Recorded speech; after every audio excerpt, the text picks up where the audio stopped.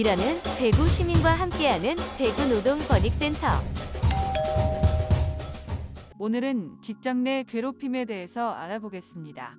아직도 회사 가기 괴로우신가요?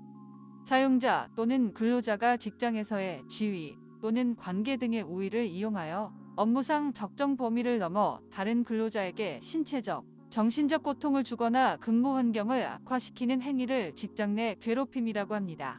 이를 방지하기 위한 2019년 생긴 직장 내 괴롭힘 금지 제도가 있습니다. 회사 내 직장 내 괴롭힘 신고 절차에 따라 신고하고 조사 및 조치를 요구할 수 있습니다. 이때 사용자는 지체 없이 관련 내용을 조사해야 하고 조사 결과에 따라 피해자 보호와 가해자에 대한 징계 등의 조치를 취해야 합니다.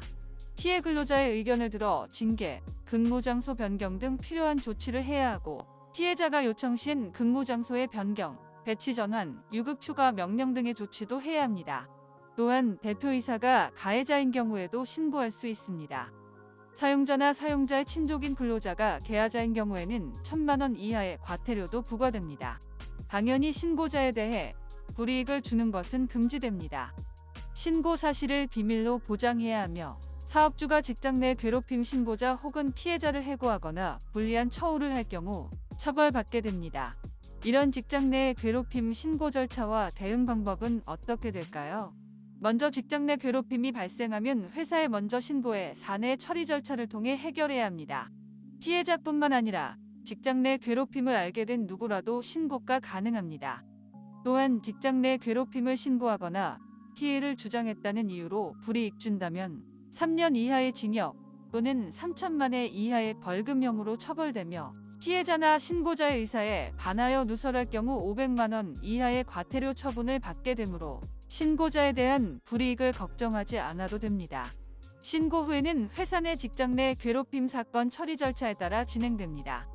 10인 이상 사업장이라면 직장 내 괴롭힘 사건 처리 절차를 의무적으로 마련해야 합니다.